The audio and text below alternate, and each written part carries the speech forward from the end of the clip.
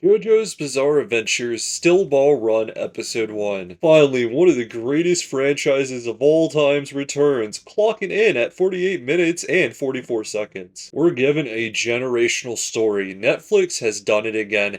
Everything about this from start to finish is terrific. I'd almost like to say it's like OG JoJo is finally back and it be hitting for real. So definitely if I wasn't biased enough, I say this is a must check out, especially for this season and beyond.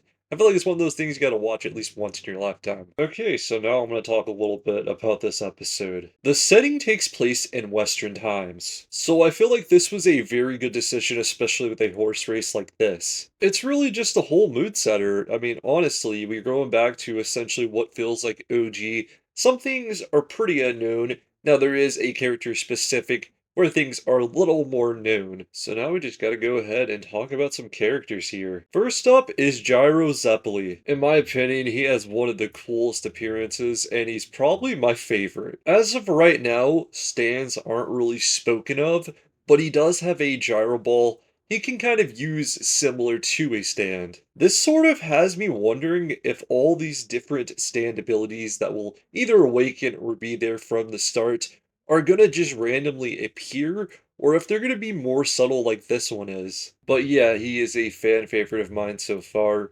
He seems pretty likable, and he has that edge that is very similar to most of the JoJo's. Next up is actually our JoJo of this series, Johnny Joestar. He was once an all-star jockey. Letting the fame get to his head, he cut some very insane individual in line and, well, he ended up shooting him in the back, paralyzing him. Not the most likable JoJo, but in his current state, I could see the potential where he's going to end up picking it up. What's really interesting here, though, is the whole reason he even ends up entering the still ball run is because of Gyro. His ball that he actually uses, he believes this might be a path for him to be able to walk again, which it shows signs. However, there's like this whole lock thing, like, hey, if you win the race, I'll show you the secret of it. For the most part, just expect him to end up following Gyro. Okay, now for one of the funniest characters so far, it's Poco Loco. The fortune teller reads him that he's gonna have tons of luck, so he ends up entering the still ball run. Somehow, on missing out the majority of the start, he is able to keep up with everyone.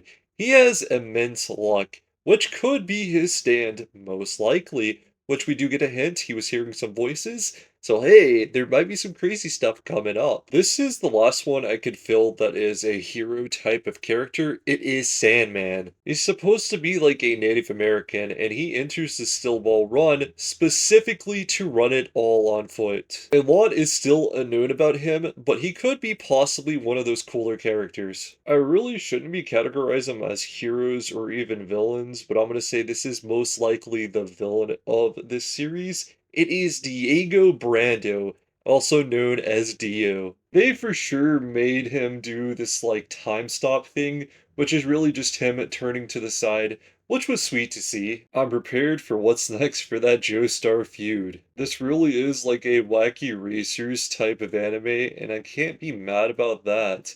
It's going to be pretty much like a battle royale type of thing where everyone is against each other, but for time to time, I could see them helping out each other. For my closer, all I gotta say is check it out. I rate this episode an 8.9. It's a very good start. I want to know what you guys' thoughts are on JoJo Bizarre Adventures Still Ball Run Episode 1. Hope you guys stay safe, and until next time, peace out, guys.